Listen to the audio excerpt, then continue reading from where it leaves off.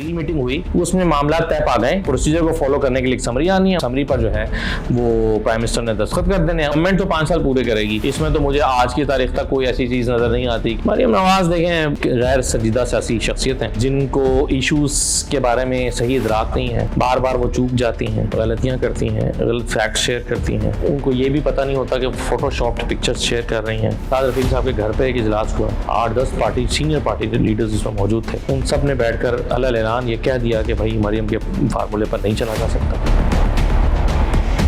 अस्सलाम वालेकुम नाज़रीन, मैं हूं आपका मेज़बान मियां मोहम्मद आसिफ और आप देख रहे हैं खबरनामा।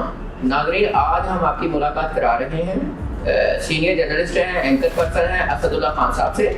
इनकी सियासत पर गहरी नज़र है और ये मुल्की सूरत हाल में के बारे में क्या कहते हैं, आइए इनसे बात करते हैं। असदुल्ला खान साहब, अस्सलाम वालेकुम। जी वालेकुम सलाम। खान साहब, ये बताइएगा जो DGISI का और हुकूमत का जो इख्तिलाफात चल रहे हैं उसको किस तरह देखते हैं? ये हल होंगे नहीं होंगे, क्या मुश्किलात आएंगी हुकूमत के लिए? इख्तिलाफ तो मेरा हल हो नहीं गया वैसे, आप आपका क्या ख्याल है? नहीं, अभी तक तो नहीं हुआ। अभी तक उन्होंने कौन सा समरी पे साइन किया है? हाँ, ये बात ठीक है आपकी, समरी व साइन अभी होना बाकी है, लेकिन फवाद चौधरी साहब की प्रेस कॉन्फ्रेंस से ये लगता है कि जो एक डिटेल्ड मीटिंग हुई है उसमें चीज़ें तय पा गई हैं, और अगर उसमें चीज़ें तय नहीं पाई तो फिर अब देखें ना, हम तो सिर्फ वो अंदाज़ा लगा सकते हैं ना। अगर चीज़ें नहीं तय पाई होती तो फिर उस मीटिंग का फ़ायदा कोई नहीं है, फिर प्रेस कॉन्फ्रेंस भी नहीं होनी थी।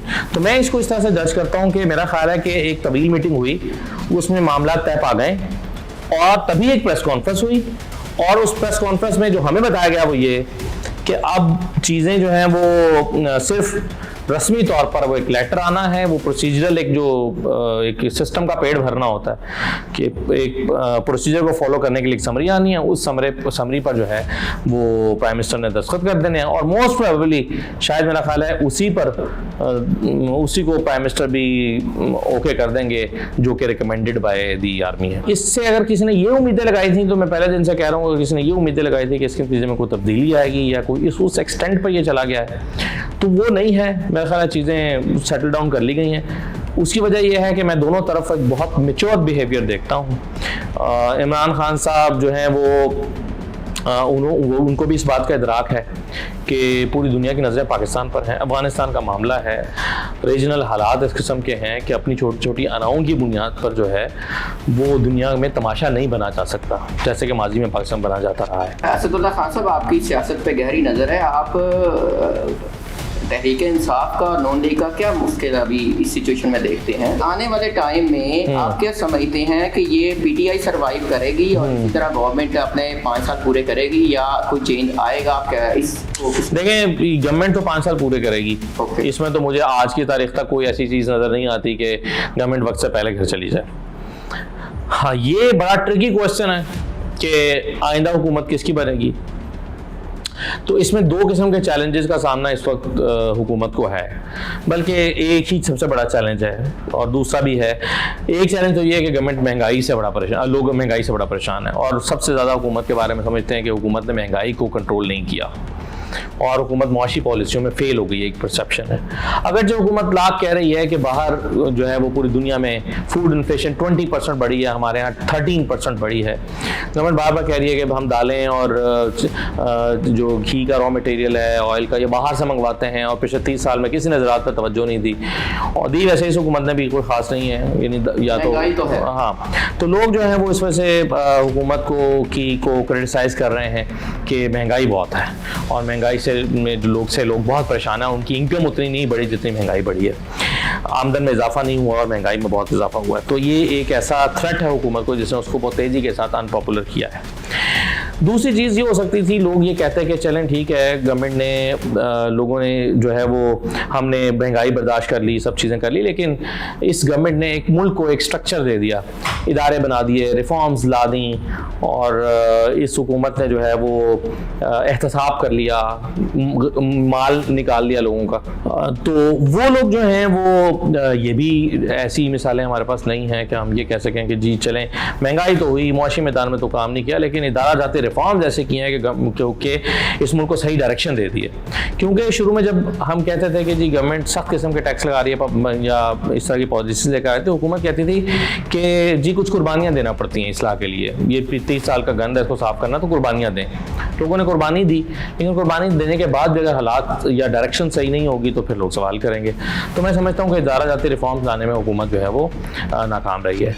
तीसरे किस्म के लोग वो हैं जो ये समझते हैं कि हुकूमत जो है उसकी इमरान खान की इंटेंशन ठीक है लेकिन माफियाज इतने स्ट्रॉन्ग हैं कि वो उसको काम नहीं करने दे रहे। तो अगर इसको भी मान लिया जाए तो इसका मतलब है कि इमरान खान साहब जो हैं उनको अपनी शिकस्त तस्लीम करनी चाहिए कि जी मेरी इंटेंशन ठीक थी, मेरी एफर्ट्स ठीक थी, लेकिन मैं कर नहीं पाया, क्योंकि आज तक वो कर नहीं पाए। अच्छा, अब दूसरा जो मामला है कि अगर इमरान खान साहब को पब्लिक सपोर्ट नहीं करती या उनके लिए मुश्किल हो जाता है तो फिर कौन आएगा? नवाज शरीफ साहब आएंगे। तो आप जानते हैं कि नवाज शरीफ तो उनके लोग मामला सीधे होते कोई नज़र ही नहीं आ रहे। मरीम साहबा की ज़बान देख लें, नवाज शरीफ साहब की इंटेंशंस देख लें या उनकी वो देख लें, तो वो तो कहीं कागज़ पर दिखाई नहीं देते। लेकिन शहबाज शरीफ के बारे में आप कहते हैं क्या वो दिखाई देते हैं? तो शहबाज शरीफ साहब जो हैं वो अभी तक अपने भाई को कायल नहीं कर पाए, तो पार्टी में 2 मौजूद हैं। तो इस वक्त ये सबसे मुश्किल सवाल है। और बिलावल साहब तो खैर खाते में नहीं है ना। पंजाब में आप देखें 123 में से 17 जमानतें पिछले इलेक्शन में जब्त हुई थी, तो 117 नहीं होंगी तो 110 हो जाएंगी या 100 हो जाएंगी। तो कितना फ़र्क पड़ा है पंजाब में? या उनकी कारकर्दगी सिंध में कोई मिसाली तो नहीं रही कि वहाँ पर उनके गुण गाए जा रहे हों। तो ये एक बड़ा मुश्किल सवाल है कि कौन आएगा या अगली हुकूमत किसकी होगी। लेकिन इसमें अगर इमरान खान साहब को आना है तो 2-3 चीज़ों पर काम करने की ज़रूरत है, और उसमें सबसे बड़ा जो है ना वो अवामी रिलीफ का काम है, यानी अपनी राय आमा को ठीक करना होगा जो इस वक्त काफ़ी मुतासर हुई है। अच्छा, दूसरा ये बताइएगा, मरीम नवाज़ की सियासत को आप किस नज़र से देखते हैं? उनका मरीम नवाज़ साहबा का कहना है कि जी हुकूमत तो जंतर मंतर से चल रही है, तो क्या आप समझते हैं कि सिर्फ जंतर मंतर से ही चल रही है? मरीम नवाज़ देखें एक गैर संजीदा सियासी शख्सियत हैं जिनको इश्यूज़ के बारे में सही इदराक नहीं है। बार बार वो चूक जाती हैं, गलतियाँ करती हैं, गलत फैक्ट शेयर करती हैं। उनको ये भी पता नहीं होता कि फ़ोटोशॉप्ड पिक्चर्स शेयर कर रही हैं। कई बार उन्हें हजीमत का सामना करना पड़ा है। इंटेलेक्ट उनके पास है नहीं, मुताला उनका है नहीं, चीज़ों के बारे में वो जानती नहीं है, झूठ वो कसरत से बोलती हैं। तो एक गैर सियासी शख्सियत के तौर पर उनकी अपनी पार्टी के अंदर भी यही राय है। उनके बयानिया से उनकी पार्टी इत्तफाक नहीं कर रही। यहाँ पर बड़े संजीदा और सीनियर सियासतदानों के जो उनकी पार्टी से ताल्लुक़ थे, उनके मुख्तलिफ लोगों के घरों में इजलास हो रहे हैं। पिछले दिन उस्ताद रफ़ीक साहब के घर में इजलास शदीद इख्तलाफात है मरीम साहबा के बयानिए पर, और पार्टी 2 हिस्सों में तकसीम है। अभी उस्ताद रफ़ीक साहब के घर पर एक इजलास हुआ, 8-10 पार्टी सीनियर पार्टी के लीडर्स उसमें मौजूद थे। उन सब ने बैठ कर अलग ऐलान ये कह दिया कि भाई मरीम के फार्मूले पर नहीं चला जा सकता, इस बयानी पर नहीं चला जा सकता, और इस बयानी के साथ आगे जो है वो चीज़ें नहीं की जा सकती। आप ये समझते हैं कि मरीम नवाज़ की सियासत का कोई आगे कुछ रिवार्ड नहीं मिलेगा, कुछ अपना एस्टैब्लिश नहीं कर पाएंगे? मेरा ख्याल है कि नहीं, क्योंकि मरीम साहबा गलत रास्ते पर चल रही हैं। और अब इस तरह के गैर संजीदा जुमलों के साथ कि एक ऐसी खातून को, फर्स्ट लेडी को, जिनका सियासत से कोई ताल्लुक नहीं है, उनको जाके हिट कर रही हैं, तो उसका मतलब है कि आपके पास कोई कंटेंट नहीं बचा हुकूमत की पॉलिसीज़ पे बात करने के लिए। जैसे नैब के हवाले से भी आप काफ़ी मामला को समझते हैं। अभी नैब का जो नया ऑर्डिनेंस आ रहा है उस हवाले से क्या समझते हैं कि ये किन को फ़ायदा पहुंचाने के लिए आ रहा है और उसका कोई फ़ायदा भी होगा कि नहीं? लेकिन ये एक ऐसी गलती है जो पाकिस्तान को, मेरा ख्याल है कि पाकिस्तान में एहतसाब के इदारे को काफ़ी नुकसान पहुंचाएगी। नैब ऑर्डिनेंस जो है उसमें बराए हुकूमत ये कहने की कोशिश कर रही है कि उसकी इंटेंशन ये है कि हम चाहते हैं कि ब्यूरोक्रेसी काम करने लगे और बिज़नेस पाकिस्तान में चलने लगे, और खाम खा का जो खौफ लोगों के दिलों पर है वो ना हो, और यहाँ पर सियासतदान फैसले करें जो कि डर के वो नहीं कर रहे कि कल को नया पकड़ेगा। ये एक मौक़िफ़ उन्होंने लिया है, लेकिन मैं समझता हूँ कि इसमें अगर आप देखना चाहते हैं कि किसके लिए लाया गया है तो आप ये देख लें कि इसका बेनिफिशरी कौन होगा। तो अगर हुकूमत इसकी बेनिफिशरी है, हुकूमती फैसला इसकी बेनिफिशरी हैं और उनको फ़ायदा हो रहा है, तो इसका मतलब है कि ये उनको प्रोटेक्ट करने के लिए भी लाया गया है, शायद सिर्फ उन्हीं के लिए नहीं लेकिन उनके लिए भी। अच्छा खान साहब, आखिरी सवाल ये है कि आप अफ़गानिस्तान गए, आपने वहाँ पे इंटरव्यूज़ किए, सूरत हाल देखी, तो अभी अफ़गानिस्तान का क्या मुस्तक़बिल देखते हैं? वहाँ पे क्या सूरत हाल है तालिबान क्या करना चाह रहे हैं, ज़रा अपना वहाँ का जो सूरत देखा उसको ज़रा बताइए। देखिए अफगानिस्तान में चीज़ें ऐसा बेहतर हो रही हैं। सिक्योरिटी एक बहुत बड़ा मसला है। 5 किस्म के चैलेंजेस है मेरे ख्याल में वहाँ पे। एक इकोनॉमिक चैलेंज है, बैंकों से आप पैसे नहीं निकलवा सकते, कारोबार ठप हुआ हुआ है। नहीं निकलवा सकते तो मुराद ये कि 20,000 रुपये पर वीक एक खातादार निकाल सकता है।